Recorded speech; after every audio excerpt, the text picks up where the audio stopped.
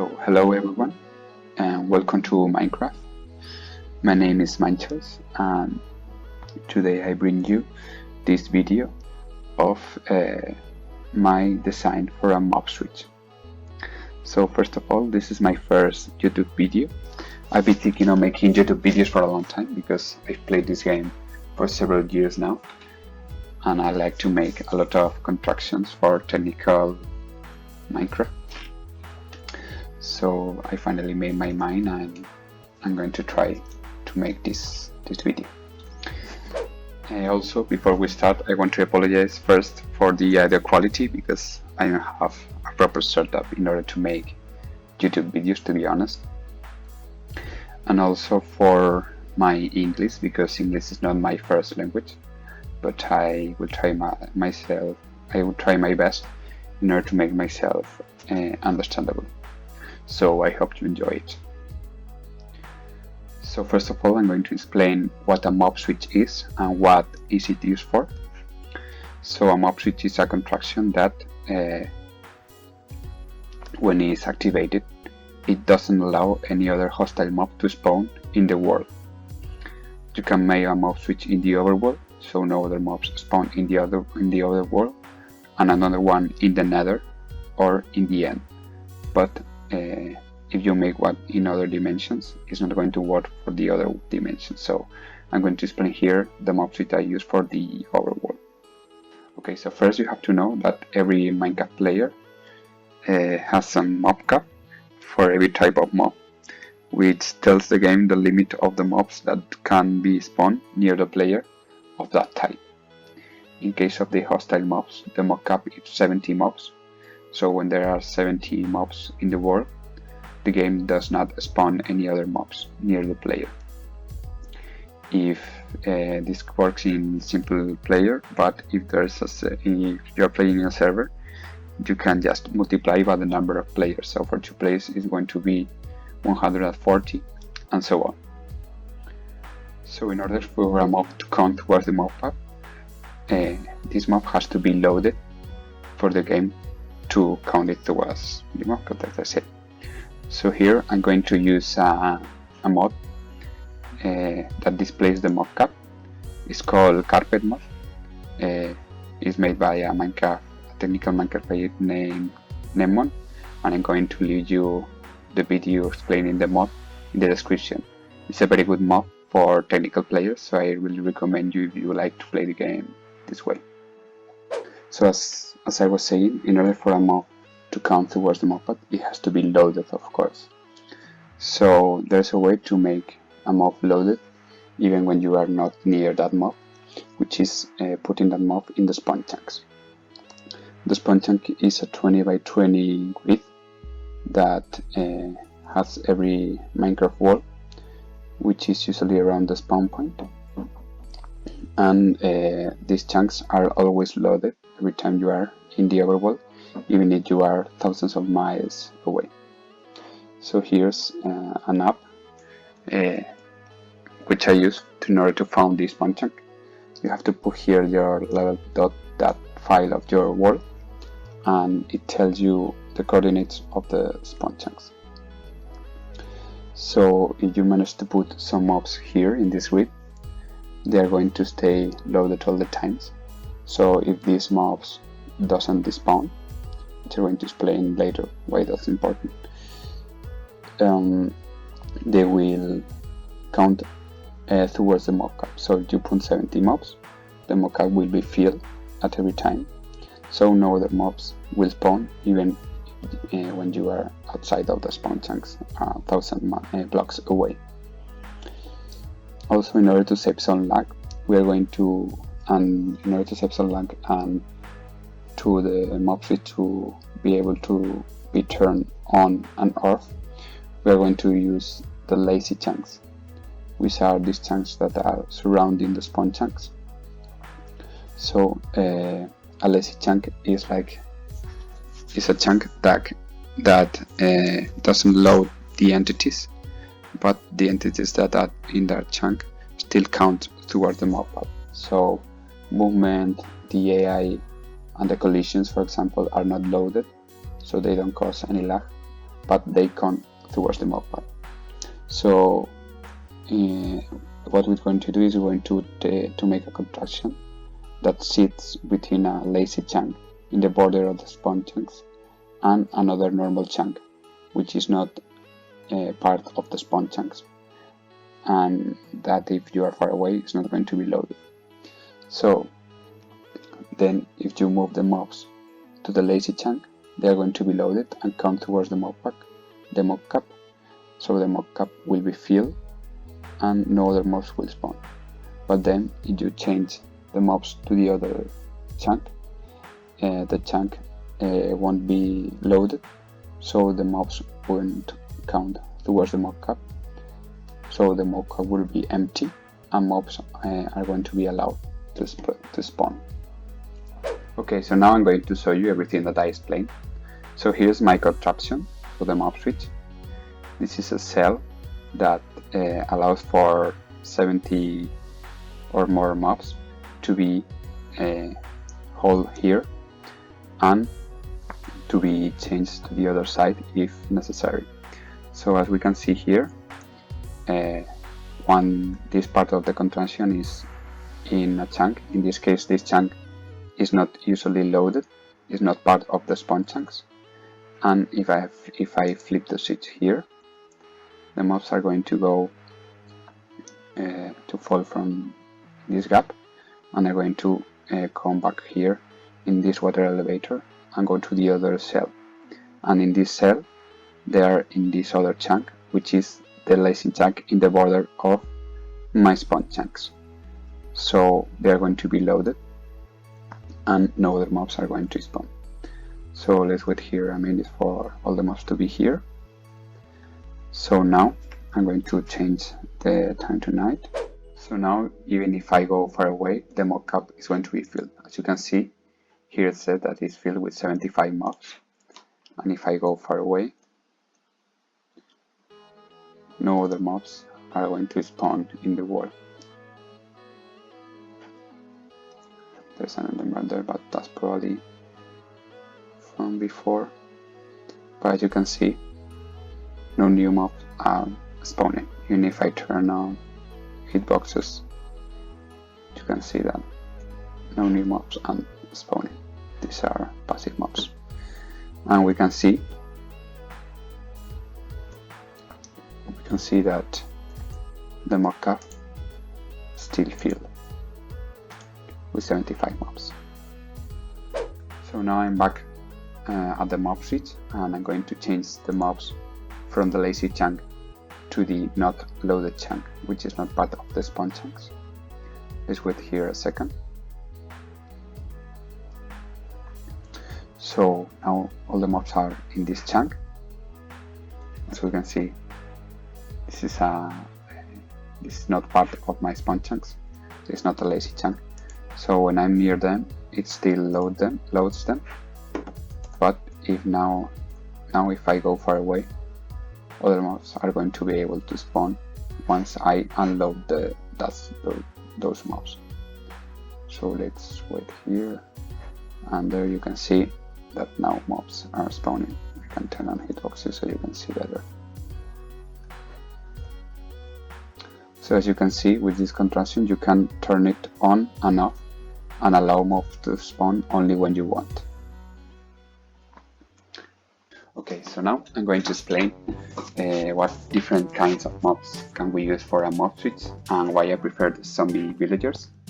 I'm going to divide the mobs regarding two properties. First of all, if they count or not towards the mob cap, because we need mobs that count towards the mob pack in order to saturate the mob cap and do not let any other mobs to spawn. And also if they can or cannot despawn when the player is far away, because I prefer mobs that cannot despawn when the player is far away, because they are easier to handle.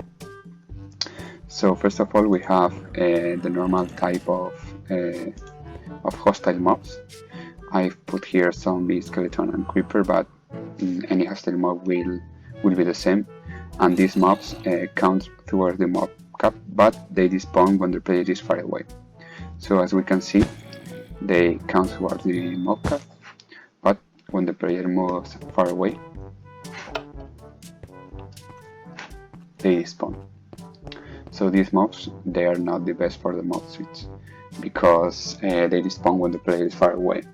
There's some way with chunk loaders to make a mob switch with this type of mobs, but I think that in the current version it's better to use the zombie villagers. So now the next kind of mobs is the mobs that count towards the mob path but cannot despawn. These are very good mobs in order to make a mob switch, because they have the two properties that we want to have, but I don't like them because they are difficult to handle. So first of all, we have the shulkers that you can find in any end city, and second, the wither. So as I said, they count towards the mob path that we can see here, and also they do not despawn if the player is far away, as we can see here. But as I said, I don't like them because they are very difficult to handle. The withers are very dangerous and difficult to contain, and the shulkers, you have to go to the end cities, and it's a lot of work in order to bring 70 of them in order to make a proper mob switch. So that's why I don't like them.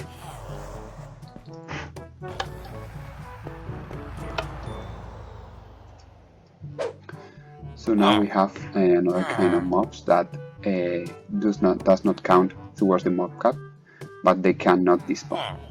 This mob, sometime in the past, they were able to count towards the mob cut, but that was changed by Mojang in order to avoid players making easy mob switch. So first of all, we have a villager that is struck by a lightning and converted to a witch.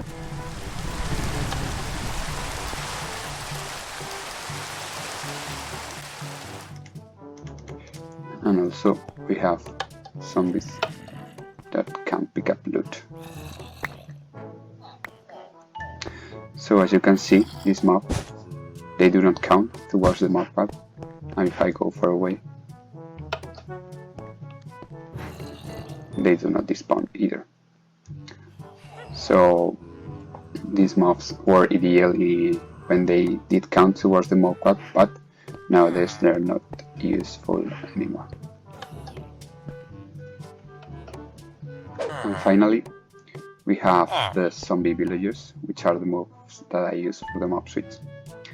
So they can have a special property. When a villager is killed by a zombie with 100% probability in hard difficulty, there is fewer probability in normal and in easy mode, so I recommend you to make this in hard difficulty. So when they are killed by a zombie, they are converted into a zombie villager.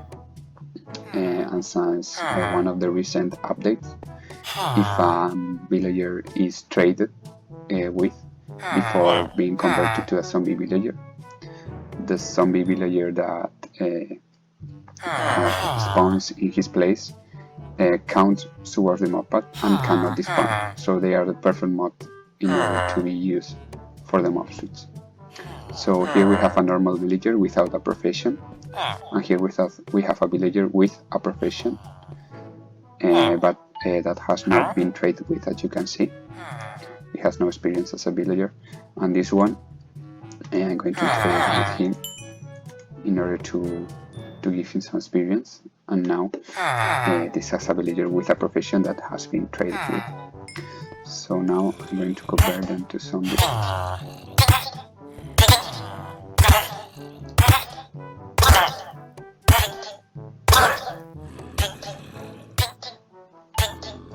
Okay, so these first two, as you can see, they will count towards the mob cap.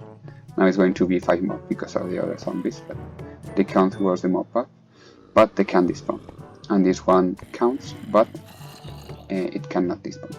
So as you can see, we have 5 mobs, the 5 zombies here, the 2 of the back are normal zombies, and if I go far away, wait a little bit, come back, the first 2 despawn, and the second one didn't. and he still counts towards the mob. As we can see, even if I go far away, because the zombie is on the spawn chunks, it still will say that there's one mob in the mob cap. So that's the reason we are going to use zombie villages, because they can't towards the mob cap, but they cannot despawn. So if the players move far away from them, they still are going to be able to be they still are going to be there and not despawn. So that's why it's the perfect mob in this case. Okay, so the first thing you have to do in order to build this contraption is to find the right location. In order to do so, I recommend you to use the app that I showed you before. I will leave a link to the page in the description. But anyway, I recommend you also to test it in a copy of your survival world in order to be sure that you are in the correct location. So here I put two command blocks in two different chunks.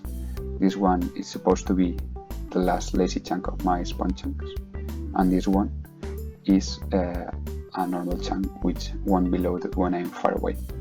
So now what I'm going to do is, with these command blocks, I'm going to spawn some zombie villagers that won't despawn. In order to do so, you have to use a very large command in order to spawn a zombie villager that won't despawn, because you can't use spawner X, because the zombie villagers spawn with spawner X are going to despawn, because as I showed you earlier, these villagers have to be traded with before in order to don't despawn. So to save you some work, I will leave you the command in the description, and you can just paste it in a command block and it will summon below the zombie villagers that we need. So first I'm going to check if this chunk here is indeed a lazy chunk. So I'm going to, first of all, I'm going to turn off mob spawning, so no more friend spawn, and we can see the mob cap is empty. And now I'm going to spawn here some mobs. Let's go with 60, 80. Okay, let's go with 80. Remember, it has to be above the mob cap in order to work, so above 70. And now, as we can see, there's 80 villagers in here. So now I will turn on mob spawning, and I will go far away in order to see if mob spawn. As I put those mobs in a lazy chunk, mobs won't be able to spawn in the overworld, as we can see. And if we check the mob cap here, still says that there are 80 mobs. Okay, let me get back. So now I'm going to test this other chunk. So I'm going to spawn here 80 mobs. I have turned off again mob spawning. So we have 20, 40, 60, and 80. And as we can see here, the mob cap is filled again. So now I'm going to turn on mob spawning, and if this is indeed a chunk that is not part of the spawn chunk, when I go far away it will be unloaded, so these entities won't count towards the mob cap and new mobs will spawn. So let's check that out.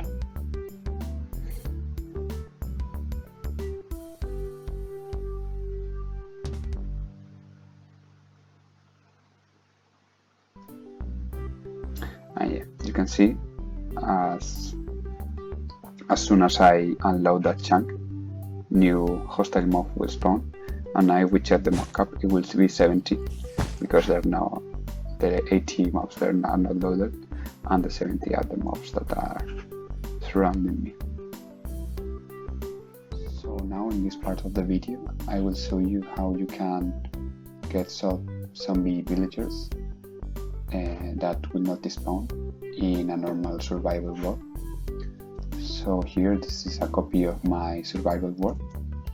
I'm in creative only to show you how I have done it, but This can be done however you can, but I will show you the way I've done it. So I built here this contraction that is a villager breeder. Now is disabled because of this block, but this usually produces baby villagers at a constant rate. I inspired this design by a video by Logical Geek Boy. I will leave the video in the description if you want to check it. So here, when a baby is bred, he falls through this gap, and in this gap I made a water channel in order to funnel them to the final location of my mouse switch. As you can see, it's a very large one, but it works. And here they go up near the location of the mob switch. So I prepare this place a little bit in order to do an easy setup, to take the villagers from here, trade here with them, and then put them in the holding cells in a simple manner, which won't require a lot of effort. So as you can see, the villagers come right up here. I make here this holding cell. I recommend you to put a roof if you are doing this, because if not, they can be struck by a lightning and converted to witches, and they will be useless. So that's one thing. And the other thing is that I recommend you to put here also a ceiling above, in order to avoid the zombies, once they are in there, to be burned by the sun. So I'm going to change myself to survival mode now. Okay, so the first thing you have to do is you have to block here this last water, if they let me. Okay, there we go. And now you can put here a bucket of water. As you can see, the water flows to the corner, and here in the corner the villagers are ready to be picked up by a minecart. So here you make something like this with this fence gate that has to be closed, and then you put a minecart here. So the first villager comes in. So when the first villager comes in, you put down the working station that you want to trade with.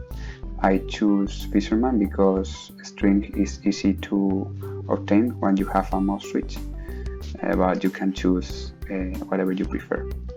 So here, in this case, I got the trade at the first try, but if I don't have the first trade, I only have to break the barrel and put it again. Second try also, but as you can see, the trades can be changed.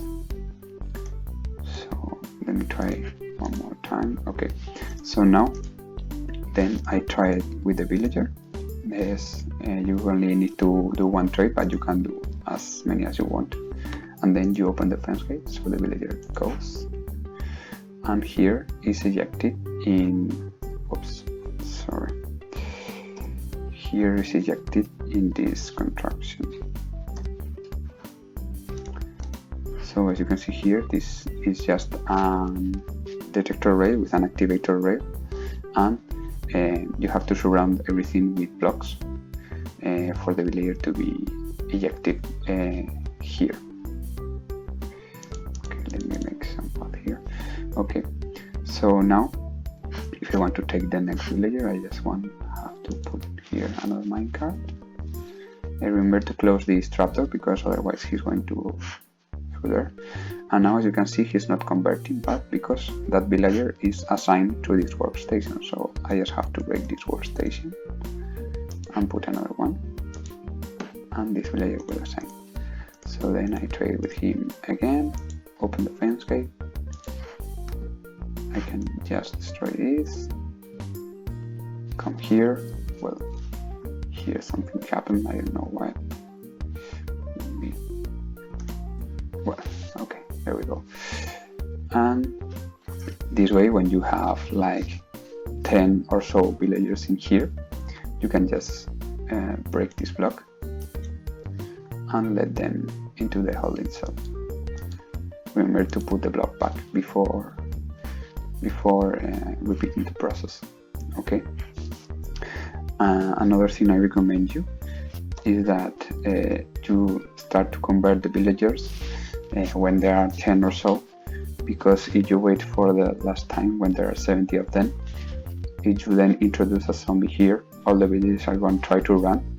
They're going to cram in the corners and they are going to die because of entity cramming. So I recommend you to put a zombie in there when you have like 10 villagers or so, in order to prevent that, and then the other villagers will be converted as soon as they are falling. Okay, in order to take a zombie here, you just have to wait until the night and lure a zombie here and just push him in the holding chamber. That's all for this part. Okay, so now I'm going to explain you the contraption that I made. I'm not going to make a block by block tutorial because that would take a lot of time, but I will provide you with a world download, and also I will explain here the different parts of the contraption. So first of all, here we have the holding chambers. In these chambers we can see that there are dispensers, which in this case they are filled with a bucket and the water is dispensed, and in this side they are filled with a bucket of water and the water is in the dispenser. So these dispensers are powered by these observers, which are here, which are extended by these pistons. So this way, when these pistons retract, the observers will roll down and will suck up here the water, because they are going to activate these dispensers, and these dispensers will go up and they will power also this dispenser by quasi-connectivity, so the water will spill in this cell. So that's how we can change from having water in one side to the other with this mechanism. Also connected to that lever, we have here these pistons which retract the floor when the water is in this cell, so the mobs can flow here in the gap, and extends the other side, so the mobs are contained and they do not fall in the gap. Okay, there are fences to hold in the water, so the water doesn't flow where it doesn't have to. So we can see here that this lever is connected to these pistons in order to make it easier to decorate and to don't show any rest on the surface. I make this setup here, so the observers are these pistons are powered by these repeaters, which are powered by these torches, which are powering the block above them, and at the same time they are powered by these other repeaters. So when I turn off this signal, these repeaters will be powered, the torch will light up, these repeaters then will power through the block, and they will extend these pistons, activating the mechanism. And in the other way is the same, but here we have a torch, so the signal is inverted.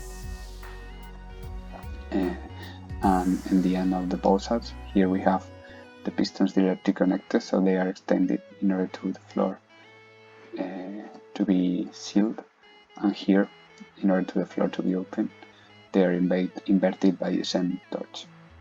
Okay, so that's the first part of the contraction. So now, when the zombies are in one chamber, we can see that if we activate the switch, as I say, the pistons will change and the dispensers will be activated, changing the water of the size. And here the water, because these dispensers are removed and these one are extended, the water will flow this way. So the zombies, when they come up, they go this way. We can see it here again. And one more time. Okay, so another thing that is very important that I almost forgot is this block here. And this block is essential for the zombies to not go to the other side, because when they come here in the current, they're going to be stopped by this block, so they only can flow to this side, because if you don't put this block, they can go to this side also. So this block is very important, these 3 blocks, in order to avoid them to go to the other side. So now, where the zombies are in this chamber, they go through this gap here, they fall in here. Here there's a 1 white gap. That's no problem, because zombie builders are always too tall, so they can fit through here, so they can fall right through here. So when they fall here, there's some more water that channels them to the center, and here there are some signs in order to stop the water. Here I put a column of soul sand in order to make it go up, because I didn't know, but zombies now in waters, they sunk, so you need to have this column of bubbles in order for them to go up. So in order to make every zombie to go up to the column, I've also created this mechanism that automatically puts them in the column, because I couldn't just put the water into the column, because every block here in this column is a source block. So if I connect the water, there's going to be flowing of water to this side, and the zombies are going to be here stuck. So that's why I put the channels, and I made this contraption which when a zombie steps here in one of these pressure plates, this piston is activated, and this piston activates here this observer clock, which turns on and off these pistons on the sides, which push them, the zombies, to the center. I prefer to put an observer clock because sometimes the zombies glitch through the piston, through the head of the piston. So with an observer clock you can always channel every zombie without one of them glitching inside of one head of the piston. So finally I'm going to show you the contraction in action. So as you can see here, the zombies are in this side of the contraction. As I told you, this has to be between 2 chunks, a lazy chunk in the border of the spawn chunk, and a normal chunk, which is outside of the spawn chunks. So now the contraction is on, so no mobs will spawn if I go far away from here, as I showed you earlier. And now if I want to turn it off, I just have to flip the switch. So the water changes, and the zombies fall from here and are channeled through the water. Maybe you can see if they get stuck, they are pushed by the pistons, as you can see here. Sometimes some zombies get kind of stuck there, but it's a matter of time until they pathfind and go upstairs. The same with that zombie there. They will eventually pathfind towards the water and fall through the water and through the gap. So now you have all the zombies in the other part of the contraction, which is in a not loaded chunk. So they are not going to count towards the mob pack, and mobs will spawn. I will show you one last time the contraction in action. So if I turn the switch, this will change direction, and all the zombies are going to fall through the gap. Here they are going to be channeled up by the water column and the pistons, and they end up in the other side. Okay, so that's it for this video. I hope you enjoyed it and you find it useful. I will leave everything I said in the description, and if you have any doubts you can write them down in the comments and I will try to answer them as soon as I can. And I may see you in another video in the future we'll see how this video goes, and we'll see if I have some more time to make another video. And that's all. See you soon, maybe. Bye.